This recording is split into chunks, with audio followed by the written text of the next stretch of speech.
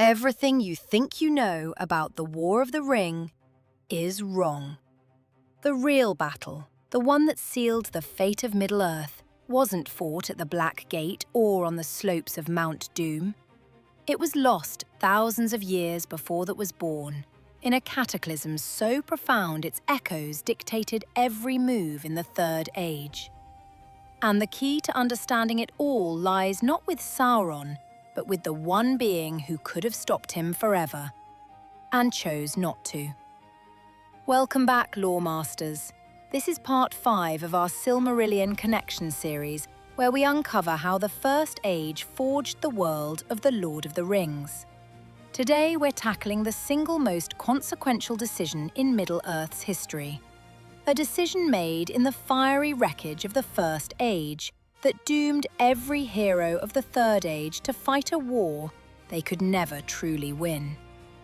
This is the story of the one who was mightier than Sauron, and the fateful mercy that shaped everything. To understand the depth of this, we need to set the stage. The First Age ends not with a whimper, but with an earth-shattering bang.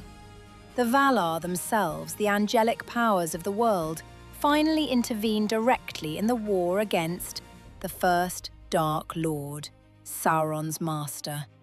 This is the War of Wrath. Continents are broken, seas are drawn down, and an entire region of the world, Beleriand, is utterly destroyed and sunk beneath the waves. Morgoth is captured, cast out into the void, and his reign of terror is over. But in the ashes and flooding waters, something or someone is missing. His lieutenant, the chief architect of his greatest strongholds and most cunning deceits.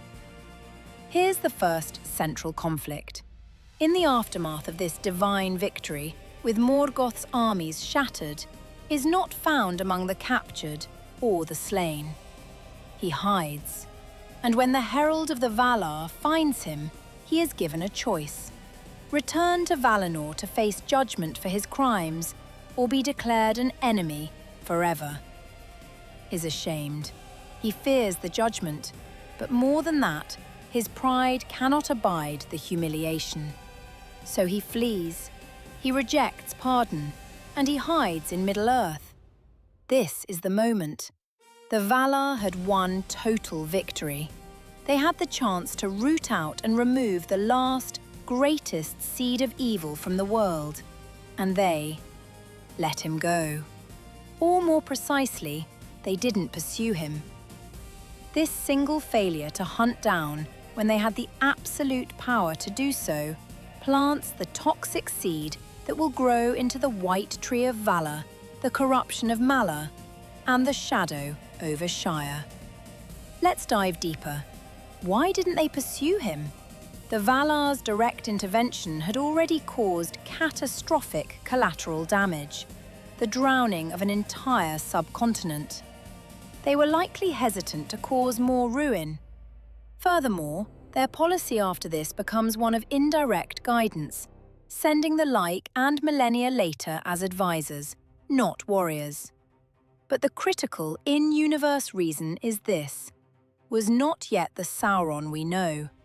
He presented himself as repentant. His greatest evil was still ahead of him. The Valar, and specifically Malar, extended a mercy he did not deserve.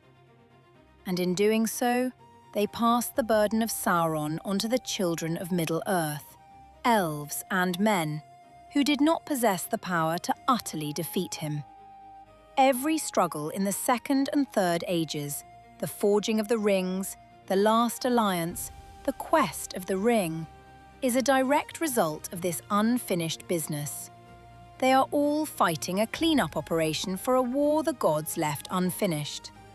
But here's the twist, the revelation that changes everything. What if the Valar's mercy wasn't just a mistake, but a necessary component of a larger divine plan? A plan that required to exist so that the peoples of Middle-earth could earn their own destiny. Consider this.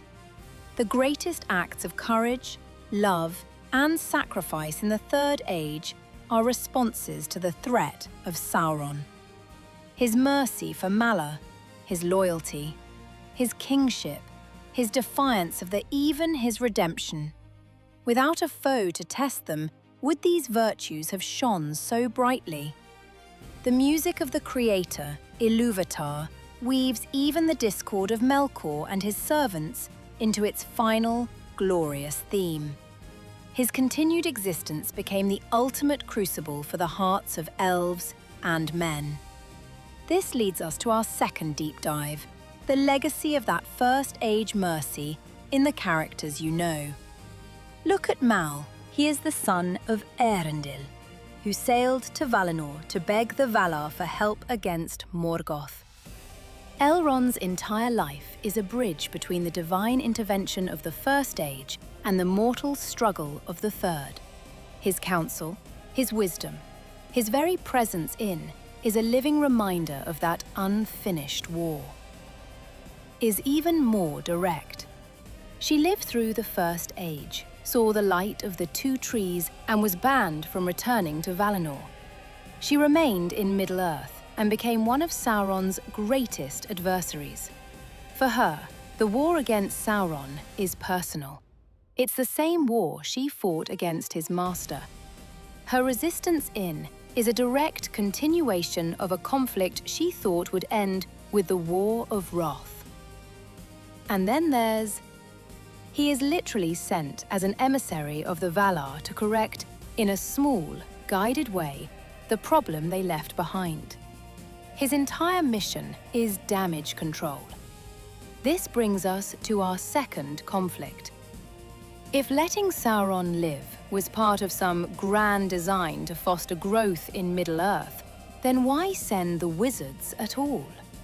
Why not let men and elves sort it out completely on their own? The arrival of the me, including and me, represents a contradictory half-measure policy from the Valar. They won't wage war directly again, but they'll send limited help. And this backfires spectacularly with me, who falls to the very power he was meant to oppose. It creates a scenario where the fate of the world hinges on a handful of underpowered angels and a hobbit from Shire. It feels less like a plan and more like negligence with occasional assistance. So let's connect all the dots, building to the climax. The War of the Ring is not a standalone story. It is the final, desperate chapter of a conflict that should have ended in the First Age.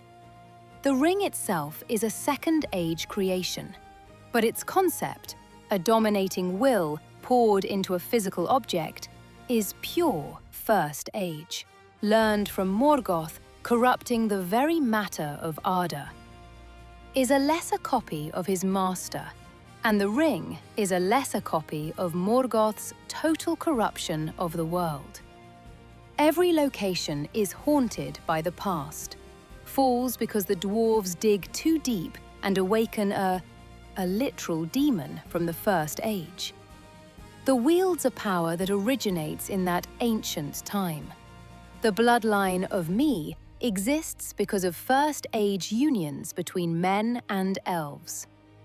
The story is saturated with the unresolved consequences of that earlier age. And now, the climax. The most intense, mind-blowing implication of all. The quest to destroy the One Ring only works, it only succeeds, because of a chain of mercy that directly mirrors the Valar's original, fateful mercy to Sauron. It fails at the cracks of doom. The quest, in a military sense, is a catastrophic failure. It succeeds because Húin showed mercy to me in the Emyn Muil, and because Húin showed mercy to me in the depths of the Misty Mountains long before. Gollum's presence, his obsession, is what ultimately destroys the ring. Bilbo's pity and Frodo's pity decided the fate of the world. This is the cosmic answer to the Valar's early mercy. They showed a mercy that doomed the world. The hobbits showed a mercy that saved it. The children of Middle-earth learned the lesson the Valar fumbled, that mercy must be wise, but it must also be given, and its final worth is judged not immediately, but in the fullness of time. The resolution is this. The First Age shaped the Lord of the Rings not just through lore and backstory, but through a profound philosophical and theological framework. The War of the Ring is the universe course-correcting the Valar's incomplete victory. It is Middle-earth's inhabitants, from the mightiest elf lord to the smallest hobbit, taking ultimate responsibility for their world and finishing the job. Not with absolute power, but with pity, courage, and fellowship.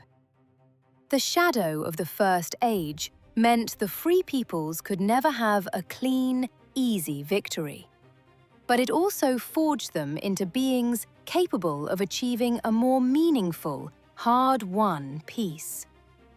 If this deep dive into the hidden machinery of Middle-earth's history captivated you, then you need to be here for the next part.